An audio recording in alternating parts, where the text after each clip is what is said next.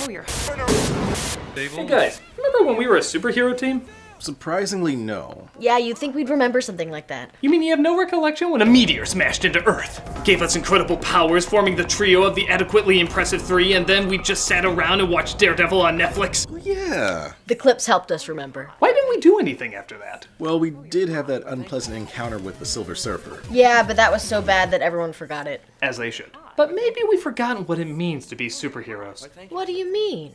What if we did it again? What if we brought back the adequately impressive three, only this time we did it right? How? We'd be darker, grittier, and more realistic, which as we all know immediately equals better. No more pixelator, clobberer, or sparky boom man. Together, we shall be Malcolm, Tamara, and Nostalgia Critic. Wait, what happened to our superhero names? We're too edgy for that, we don't need them anymore. And together, we shall become... Oh, I see. You let the title display our name so we wouldn't have to say it out loud. Exactly! That's really embracing our brand with pride. And enough of this bright, colorful background! Hey, we're in a dark room. Our lives are a dark room. One big, dark room. My God, Critic, this is so different. What are we gonna do with the new us? This time we're gonna get it right! We're gonna sit around and watch Jessica Jones on Netflix! Is this a metaphor for something? Oh! How are you guys still not fighting crime? Quiet, Rob! Can't you see we're brooding? But you're doing the same thing you did last time. No, we're doing it in a darker room. Look, just because you're doing the same thing in a dark room does not mean you're still not doing the same thing! Of course it does! Being dark and unpleasant always equals more sophisticated and faithful. Just look at the original source material. Doesn't that just scream dark rooms and gritty realism? I think somebody needs to read a comic. Let me guess. You just saw the last cinematic version of Fantastic Four. No. Just saw the last cinematic version of Fant4stic!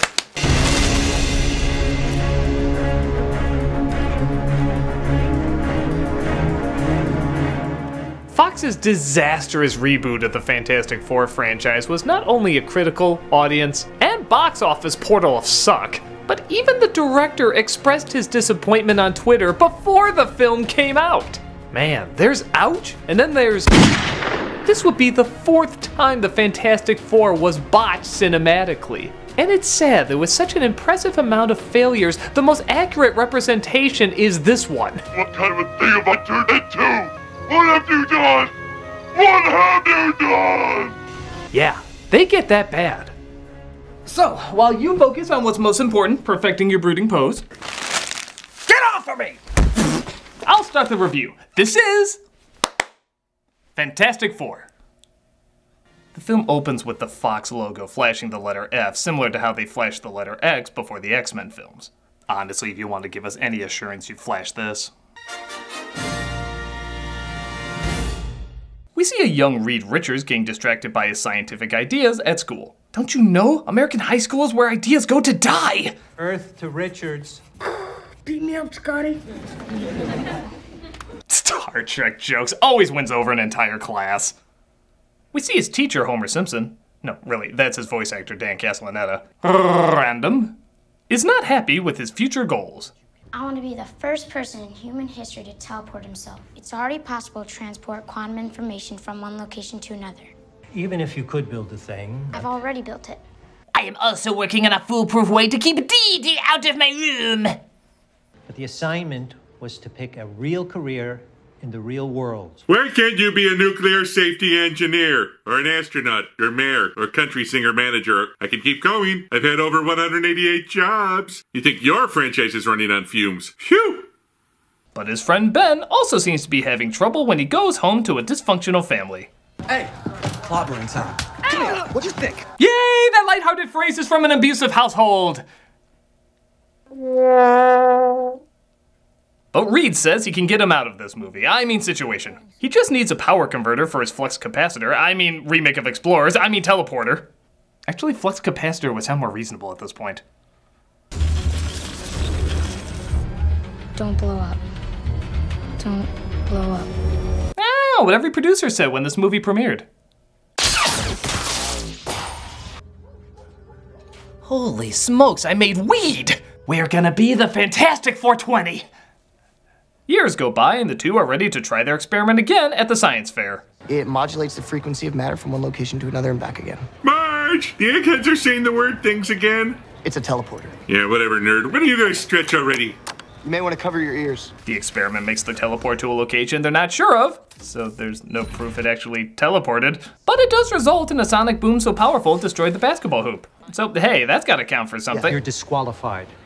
Wait, what? Wait, what? This is a science fair, not a magic competition. So, magic destroyed the basketball hoop. Jesus, what does it take to impress you, Homer? It only transports matter.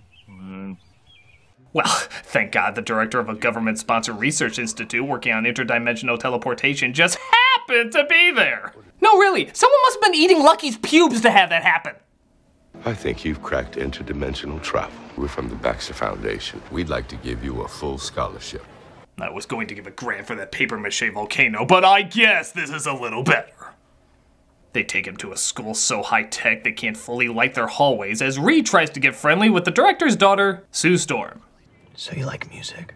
Is that kind of like your thing? Oddly enough, no. What, sounds that form melodies, is that still a thing? There's patterns in everything and everyone. What's mine? You want to be famous? Am I that predictable? Well, when you're in this movie, it's hard not to be. If such a... Victor Von Doom is on here. Yep, you heard that correctly. This dark, gritty, realistic version still has a guy named Von Doom in it. Because Professor Von Evil Nasty wasn't obvious enough. Nevertheless, Storm is still convinced he should be brought on to the project. So someone stole my design. No one stole anything, Victor. Bullshit, you know Borat and Peter Dinklage stole my face. Hell, we even make a joke about it later. I'm sorry, this is Borat. Figure, seeing how our box office will be on par with Bruno. Who's that? Victor. Who's Victor? And why did I notice him when literally nothing makes him stand out at all?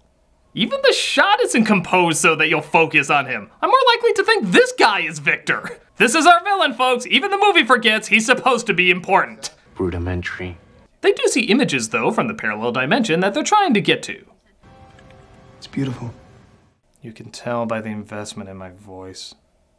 They hope this new world can save our current one, as I'm assuming Earth is being drained of its color by FBI's most wanted terrorists. It's a whole new world. Which can help save this one. Not that it deserves to be saved. Dr. Doom over here. See, I don't even know how to take that. Was she making a joke or just calling him by his name? It's like calling your bad guy Doctor, you're a monster. There'd just be some confusion down the road. But it turns out Storm has another son named Johnny, who's a reckless troublemaker. In this scene, he is literally never reckless or causes trouble throughout the rest of the film. Well, you're not getting the car back. Excuse me? You're gonna have to earn it. You're gonna have to come work for me. I'm not wearing a lab coat. So Johnny joins a world-changing experiment to get his car back. Because, you know, life. And is reintroduced to the team. Is that Adolf? Long time. You don't need to make fun of his name. It does it quite naturally on its own.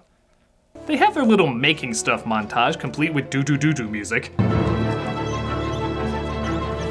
And it appears they've made a lot of progress. What's up? I gotta say, it's fun having you here. Did we miss that part?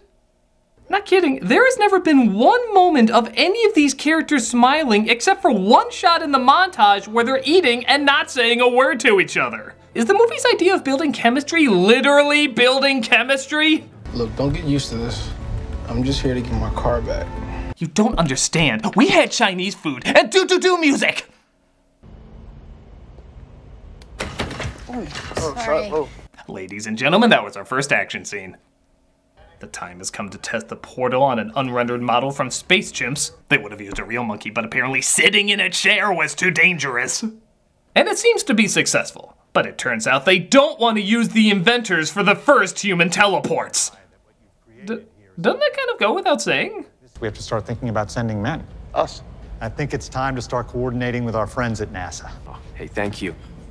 The shuttle to the moon wasn't invented by Neil Armstrong. They even make a reference to that later. You guys know who built the Apollo spacecraft?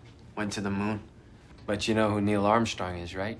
Yeah. Exactly. So, why did you think you were going? Unless we go first. Why don't we go first? God, this thing works. Ah, yes, let's screw up a history-making experiment for your egos. I'm sure this will in no way... You know what? Hold on a second. Turn on a light! Sorry, I had to get that out just once. I'm sure this will in no way muck everything up, but in order to destroy everything they worked for, our three scientists need one more to go with them. Well, I'm sure you're all thinking of the same brilliant mind who had such a big impact, Ben. Ben.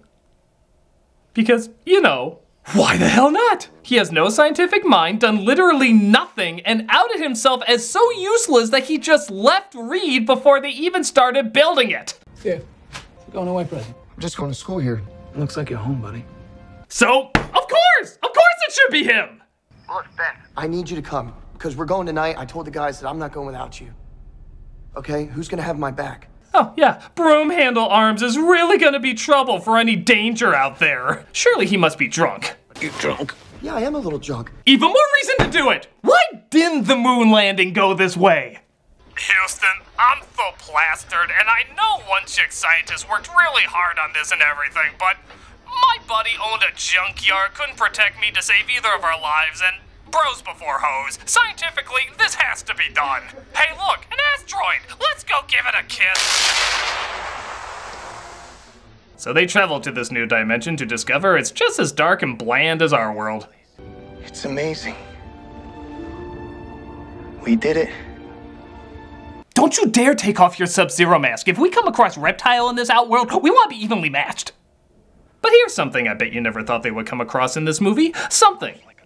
Yeah. Goddamn something! I bet you thought they would never get to that in this film! My god, Mountain Dew is working on another new flavor. Don't let it touch you, or most of all, drink it! Victor gets left behind, Ben is covered in Cadbury eggs, and Sue, despite not being there, somehow gets affected as well.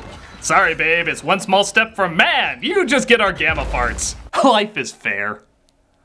It turns out Reed can now stretch incredibly far. I dare even say we call him Mr. Fant4stic. No, just kidding. That'd be just like a comic book.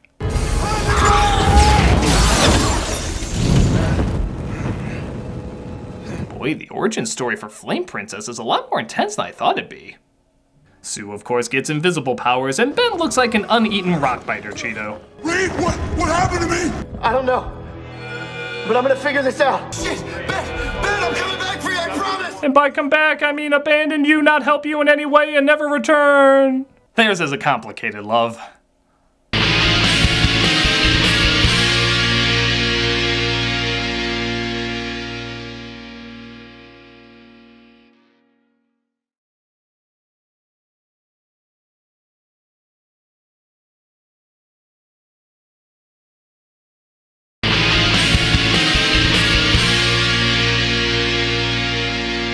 Hey look, a dark room. I haven't seen that yet.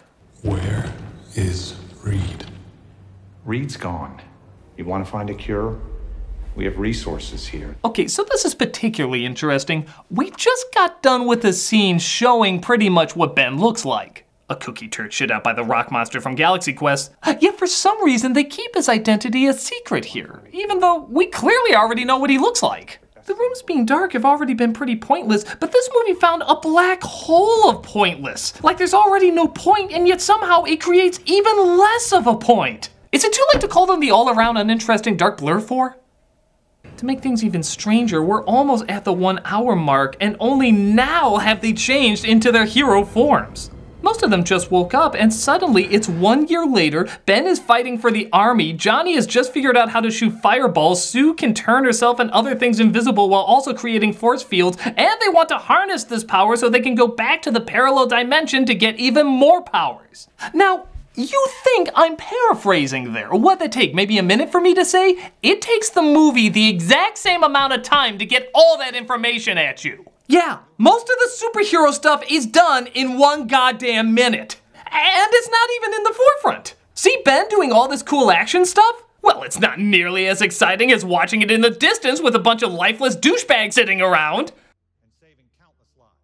We finally get some friggin' action, and it's not even the focus. How would you like it if an action scene in The Dark Knight was from a distance being watched by somebody else? Here's your copy, Mr. Fox. Oh, thank you. Oh, is that... Batman fighting the Joker? Yes. Does that somehow seem less dramatic to you? You're quite right. Hold these. Ah, much better.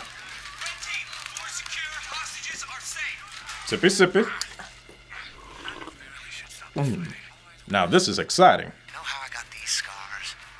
But don't worry, if this is too much out of your comfort zone, fear not, we go right back into talking in dark rooms again. What if it takes more time to get it right? We could be talking years. I am not going to be a tool. The movie strongly disagrees. But it looks like Reed has been missing for a year too. Yeah, sure is hard to track a butt-naked scientist with no military training. However, he's eventually found by the army who bring Ben in. Oh my God, Ben. So, this is where you've been hiding out. Hey, where's your thing? I just thought of a good name for you. Whoop! Okay, finally we're gonna get some action. Well, that was short. Oh, wait.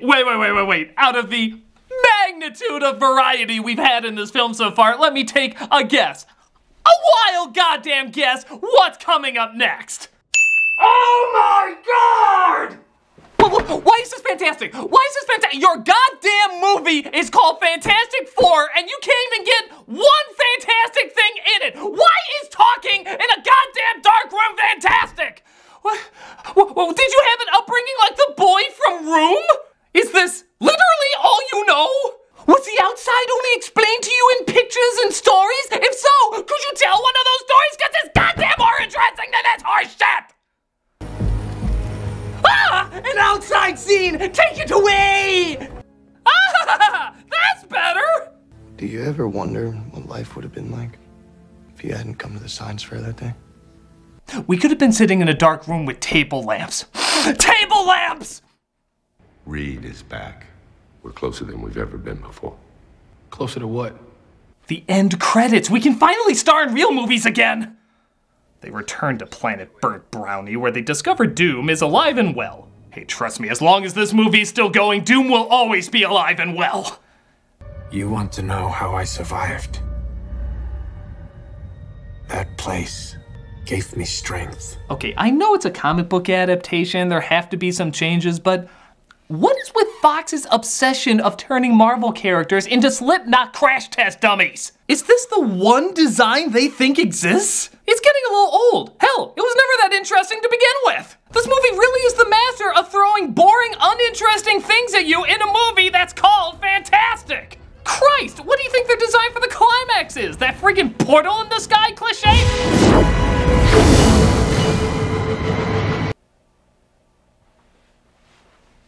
Nostalgia Critic? Nostalgia Critic!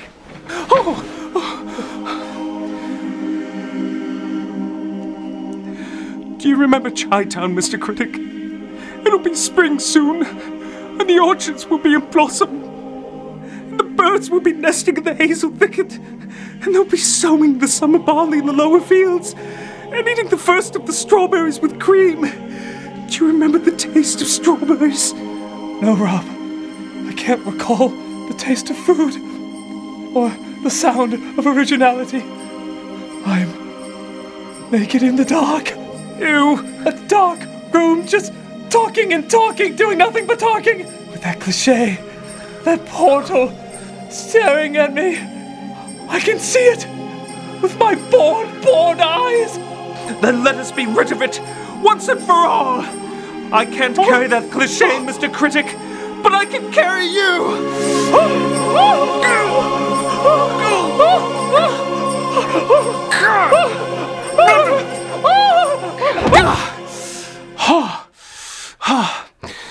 Or, you know, you could just finish the damn review. Yeah, I guess that's an option. Yeah. This was weird. What we just did right here. Yeah, a little bit. So you might be wondering, where the hell did this destroy the world thing suddenly come from? Especially from a guy with such a cuddly name like Doom. Well, I'll give this movie some credit. Instead of having a huge exposition dump in 1 minute like before, this movie gives us at least 20 seconds more. Yup, in that short amount of time, he says that his life cycle is tied to that world, that he believes our world will destroy it, so he wants to destroy ours before he can get the jump on his world, and... Who cares? Thank you, clip from the obscure movie Screwed. You're right. Moving on.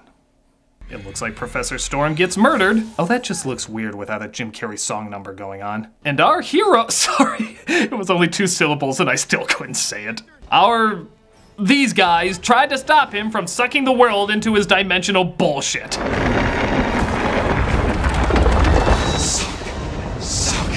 Suck. But Victor is too powerful and figures out ways to stop all of them. Victor, don't do this! There is no victor. There is only doom. I'm not wasting the clip on you. But the Fantastic Four eventually get the drop on it. Alright, it's clobbering time! Yeah, in the context of the movie, that line really should be, what my brother said before he beat me up still lacking relevance!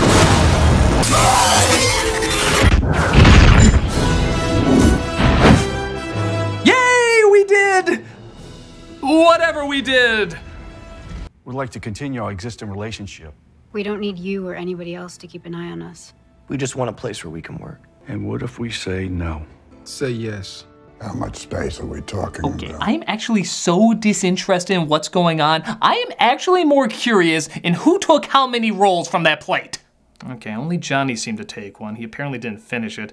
The others had coffee, but nobody drank their water. Dude, that guy was on fire. I think he would at least have some water. These are the biggest concerns I'm coming out of this movie with. So they're given their own location to continue to test out their powers because the Lord knows we haven't seen enough of that in these movies, as they seem to interact off each other. I think that the 4 of us should have a name. Why would we need a name? Because we're a team now, and there's 4 of us, so we should come up with a name for it. How about 2 guys, a girl, and the thing that nobody wanted? Hey, we both know that you could take him. Jesus, I'm beginning to see why you didn't give them personalities. Their relationships to the roles was more interesting. It's fantastic. Yes, it is. Guys, I got it. Oh, we didn't have to say it out loud, but you still had to take a movie with a guy named Von Doom seriously. Piss off. And that was Fant4stic. It's bad, really bad. The other Fantastic Four movies fail too, but at least they fail in an over-the-top way that at least try to embrace the look and corniness of the comic. It's like it's ashamed to have anything to do with Fantastic Four or comic books in general. In fact, when you add them all together, the Hammer film is still the only one where they choose to fight crime, and they're not the ones who cause all the destruction they're fighting against. How does that happen? How does that happen in 2 reboots you're trying to make better? All I can say is there's a right way and a wrong way to do dark, gritty comic book material, and this is definitely the wrong way. I'm the Nostalgia Critic, and I'm just done. Nah, I'm done, guys. This movie took a lot out of me. But, okay. Now what are we supposed to do? Psst.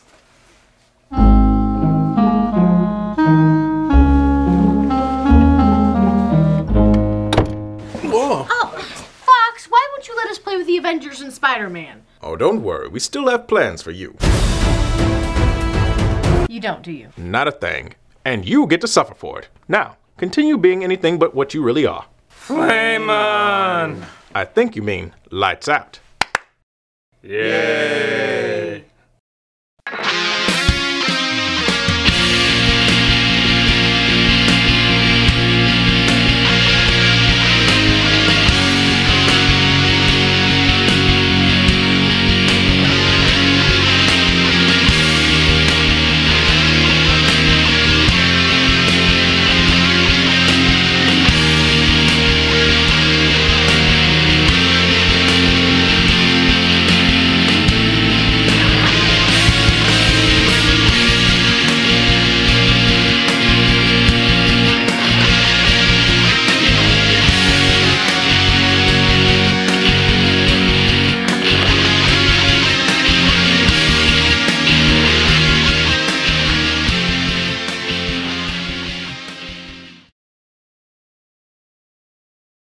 There is no victor.